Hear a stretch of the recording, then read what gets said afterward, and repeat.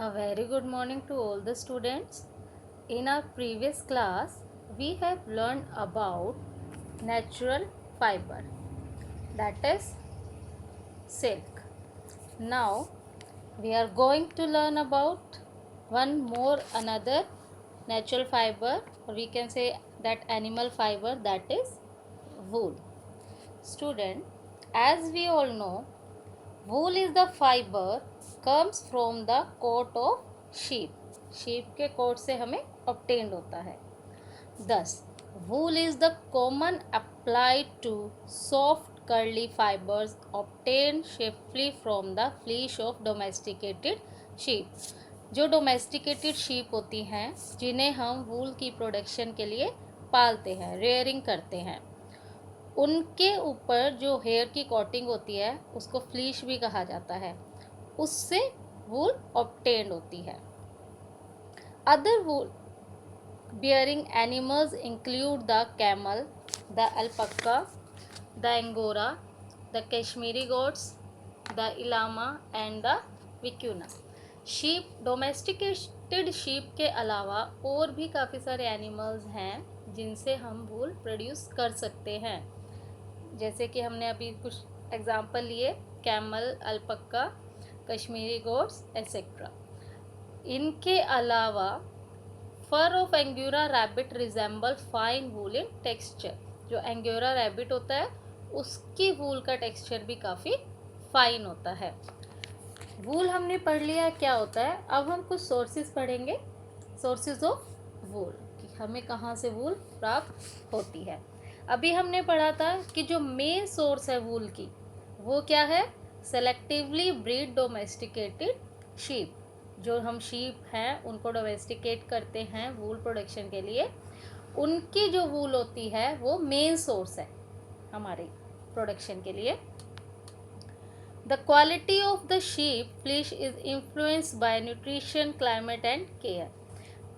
इनसे जो वूल हमें मिलती है उसकी क्वालिटी किस पर डिपेंड करती है, न्यूट्रिशन, क्लाइमेट और केयर. किस प्रकार का न्यूट्रिशन, किस प्रकार का फूड हमने प्रोवाइड किया है, उस जगह की क्लाइमेट क्या है, कितनी केयर के साथ हमने अपने डोमेस्टिकेटेड शीप्स को पाला है, इन सब चीज़ों पे फ्लीश की क्वालिटी डिपेंड करती है. जर्नली हम क्या करते हैं, वंस इन अ ईयर, एक साल में एक बार हम उस फ्लीश को शोन करते हैं, यानी कि कट करते हैं. और ये कब हम करते हैं, स्प्रिंग में या फिर अर्ली समर में. लेकिन कुछ रीजन ऐसे हैं जहाँ की क्लाइमेट हमेशा वार्म रहती है, through out the year warm रहेगी. उधर हम क्या करते हैं, शेयरिंग कितने बार करते हैं, 2 टाइम्स एनुअली, साल में 2 बार हम शेयरिंग करते हैं, यानी कि जो वूल है शिपर से उसे कट करते हैं. The fleece is cut close to the skin, skin के बिल्कुल पास से फ्लीश को कट करते हैं. और ये किसकी हेल्प से होता है, with mechanical shears. Mechanical shears होते हैं सीजर टाइप, उनसे इनको हम फ्लीश को उतारते हैं इन अ वन पीस, एक ही पीस में. ऐसा इसलिए किया जाता है ताकि जो हमें वूल मिलेगी वो एकदम फाइन होनी चाहिए और लॉन्ग थ्रेड भी हो. The average weight of fleece shown of better wool producing sheep is about 4 to 5 kg per year. एक साल में हमें 4 से 5 किलो तक फ्लीश मिल जाती है. एवरेज है, ये एवरेज वेट है. The wool from different parts of same sheep varies greatly in length, fiber, fineness and structure. ऐसा नहीं है कि जो एक तरह की शीप है वो एक तरह की ही वूल देंगी हमें. डिफरेंट पार्ट्स में अगर सेम टाइप की शीप भी अगर अलग अलग पार्ट्स में हैं तब भी उनकी जो वैरायटी है, यानी कि लेंथ है, फाइबर है, फिटनेस है या स्ट्रक्चर है वूल का, वो क्या होगा, डिफरेंट होगा. The wool from the shoulders and sides of the sheep is usually superior to that from the other parts of the body. Generally क्या होता है, जो shoulders हैं और जो साइड का एरिया है शीप का, वहाँ से जो वूल प्रोड्यूस होती है वो comparative other part of body से काफ़ी फाइन होती है, सुपीरियर क्वालिटी की होती है। The quality of wool also varies with different breed of sheep. जैसे कि हमने देखा था कि एक टाइप की शीप के भी डिफरेंट, अगर कहीं और है, अलग अलग पार्ट्स में है, तो भी वेरी करती हैं वूल की जो क्वालिटीज़ हैं। ऐसे ही अलग अलग ब्रीड की जो शीप होती हैं उनकी क्वालिटी ऑफ वूल भी वेरी करती है। जैसे कि प्योर मेरिनो शीप है, इसको हम फाइनेस्ट वूल के बियर करने के नाम से जानते हैं, यानी कि ये इस पर जो वूल होती है वो सबसे फाइन होती है, फाइनेस्ट क्वालिटी की होती है। और जो हार्डी शीप होती है वो क्रॉस ब्रीड होती है विद मेरिनो शीप, इसके लॉन्गर और कोर्स वूल होती है, यानी कि इसकी क्वालिटी ज़्यादा अच्छी नहीं मानी जाती। About 40% of the world's total wool production consists of merino wool and 43% is obtained from the crossbred sheep। जितनी भी वूल की प्रोडक्शन होती है वर्ल्ड में, पूरे वर्ल्ड में, उसका 40% हमें कौन सी शीप से लेते हैं? मेरिनो शीप से। यानी कि मेरिनो वूल की प्रोडक्शन 40% है पूरे वर्ल्ड में, और 43% है जो क्रॉस ब्रीड शीप होती हैं। और जो बाकी हैं, बच गए हैं, वो स्पेशल टाइप्स ऑफ शीप होती हैं। और उसके लिए हम किन के लिए हम उनको पालते हैं? Through manufacture of blankets, carpets and tapestries. इन चीज़ों के लिए स्पेशल टाइप की शीप होती हैं, उनकी हम प्रोडक्शन करते हैं। अब हम पढ़ेंगे टाइप्स ऑफ वूल क्या होता है, कितने टाइप्स की वूल होती है।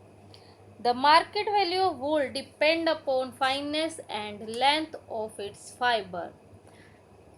मार्केट वैल्यू जो होती है वूल की, कि वूल कितनी महंगी है, कितनी एक्सपेंसिव है या कितनी चीप है, वो किस पे डिपेंड करता है? कि उसकी फाइननेस पे, यानी कि कितनी फाइन है, कि उसकी क्वालिटी कितनी अच्छी है, और ऑल्सो उसकी लेंथ कितनी है फाइबर की। इन चीज़ों पे उसकी मार्केट वैल्यू डिपेंड करती है। हमने देखा है, हम कभी अगर वूल लेने गए हों या हमें प्राइस पता हो, तो हमने देखा है कुछ की रेट काफ़ी हाई होता है और कुछ सस्ती मिलती है, तो वो इसी वजह से होता है। Strength, elasticity, amount of crimp and uniformity is also consider. इसके साथ साथ ये भी कुछ फैक्टर्स हैं जो वूल लेने से पहले हम देखते हैं। अब हमने पढ़ा था वूल्स कितने टाइप की है।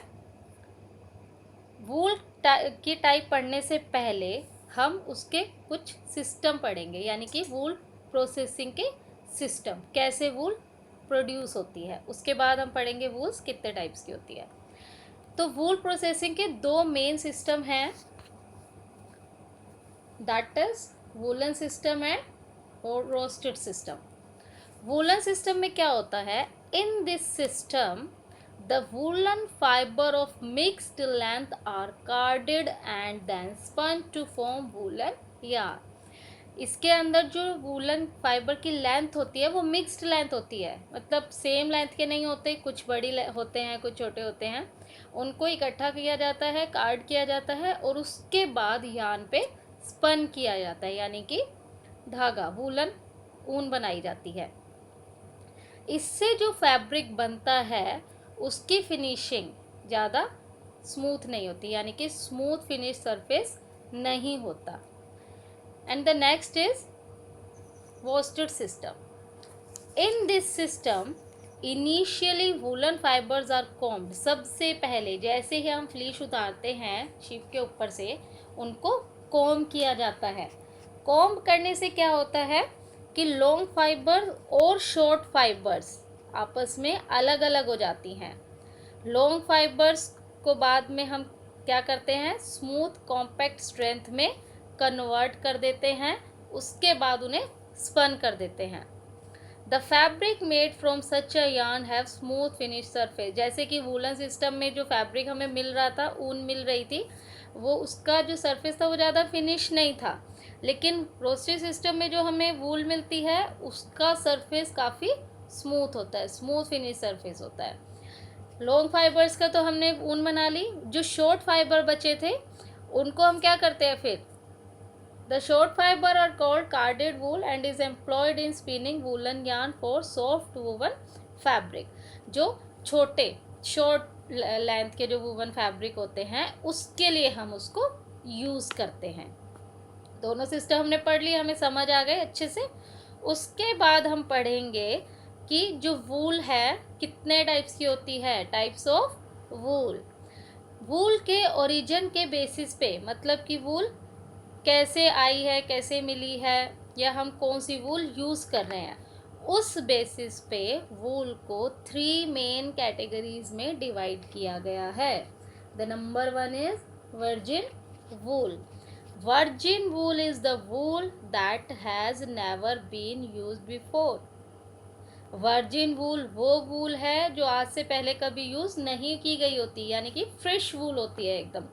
जो हम यान पे ऊन बनाते हैं उसका डायरेक्टली यूज़ करना किसी फैब्रिक में या किसी चीज़ को बनाने के लिए। Okay, the next is reproduced wool. Reproduced wool वो होती है that has been knitted into unsold products that and then respun। उनको हम क्या करते हैं, उनसे हम प्रोडक्ट बना देते हैं। सपोज हमने कोई भी स्वेटर बना दी या कोई भी चीज़ बना दी, वो अनसोल्ड है यानी कि बिकी नहीं।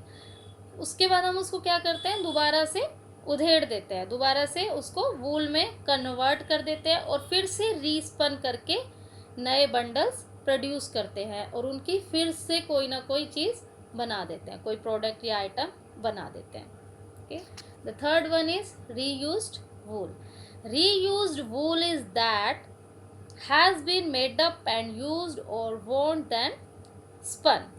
रीयूज वूल वो होती है जो यूज़ कर ली गई होती है या फिर फट गई होती है, ख़राब हो गई होती है, हम उसको दोबारा से क्या करते हैं, स्पन कर लेते हैं और उसको फिर से यूज़ कर सकते हैं। रिप्रोड्यूस वूल और रीयूज्ड वूल में क्या डिफरेंस है?